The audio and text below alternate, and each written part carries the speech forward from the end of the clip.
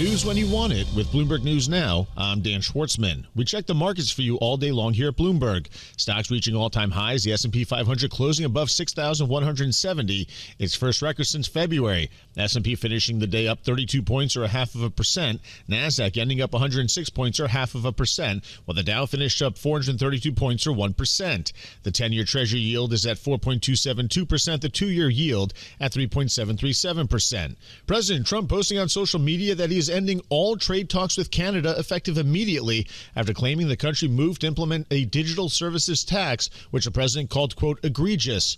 Trump threatened to impose a fresh tariff rate on Canada within the week. The digital services tax is a 3% tax on revenue that is generated on platforms such as Google and Facebook, with enforcement retroactive to 2022. The tax would apply to firms making more than $14.6 million per year. In a win for the Trump administration, the Supreme Court limiting the powers of judges to block government policies nationwide. The move, though, leaves the fight over Trump's restrictions on automatic birthright citizenships unresolved. Bloomberg Law host June Grasso with details. They divided down ideological lines 6-3 and ruled that individual judges don't have the authority to grant nationwide injunctions. So limiting the power of individual judges to issue those nationwide injunctions, which have come under fire from both sides of the aisle. And they granted a partial stay of President Trump's request to block lower courts from issuing universal injunctions. Bloomberg's June Grasso reports the justices did not decide on the president's birthright citizenship order itself. They returned the cases to lower courts to let judges decide whether to block the rules while states challenged the ruling. The justices said the administration in the meantime could take steps to plan for the policy, including issuing public guidance about how it'll work while the cases go back to the lower courts. The court also ruling 6-3 that public school parents have a right to opt out of classroom lessons that intrude on their religious beliefs, ruling that a Maryland county probably violated the Constitution by using LGBTQ-friendly books without notice to parents. Chicago-Kent College of Law professor Harold Krent says this ruling could be a nightmare for schools. I'm just amazed that the court is so insensitive to the basic understanding of what public education is, which is that you decide through your school board what the curriculum should be, and if you can't tolerate it, then you can homeschool or go to private school, or just make sure that there's no coercion. That's Chicago-Kent College of Law professor Harold Krent. The ruling is the latest in a line of Supreme Court decisions that have bolstered religious rights, even when they bump up against other societal values.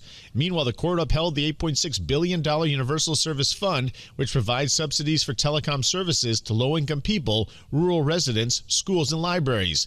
In a 6-3 vote, the justices rejected that Congress unconstitutionally handed off its taxing powers when it set up the program back in 1976. In another ruling, the court upholding in a 6-3 vote the lawfulness of an Obamacare provision that requires insurers to cover certain preventive health care services like cancer screenings free of charge. The court's majority stated that the task force that recommends which services should be covered is consistent with the Constitution. The court also voting 6-3 to uphold a Texas law that requires porno sites to verify user age, rejecting arguments that the measure violates the speech rights of adults by requiring them to submit identification online. Texas is one of 24 states that have passed age verification laws for online porn since the beginning of 2023.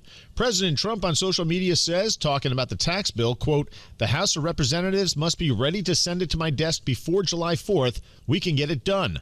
Trump had earlier said it would not be a, quote, end-all if negotiations dragged on past the 4th before reversing himself. House Speaker Mike Johnson had said earlier today that the July 4th timeline to pass the bill may slip. Meanwhile, Republicans have reached a tentative deal to raise the limit on the state and local tax deduction known as SALT to $40,000 a year for a 5-year period. The latest deal retains a House proposal to phase out the deduction for taxpayers with at least $500,000 in income. Also included was an end to a loophole that allowed some business owners in certain states to not abide by the SALT cap, thanks to legal workarounds approved by legislatures in some states. The bill would be adding hundreds of billions of dollars in new spending for the military, Border Patrol, and immigration enforcement. It would also avert a government payment default by raising the debt ceiling by $5 trillion. University of Virginia President James E. Ryan has resigned under pressure from the Trump administration after the Justice Department had demanded that he step down in order to help resolve a civil rights investigation into the school. The department had informed UVA of multiple complaints of race-based treatment on campus, while including that the use of race in admissions and other student benefits were, quote, widespread practices throughout every component and facet of the institution. The Trump administration had threatened to strip the school of hundreds of millions of dollars in federal funding if the school did not dismantle the diversity, equity, and inclusion programs. Elon Musk announcing that a Tesla Model Y SUV drove itself in the company's factory near Austin, Texas, to a customer's home, showcasing the company's push into autonomous driving.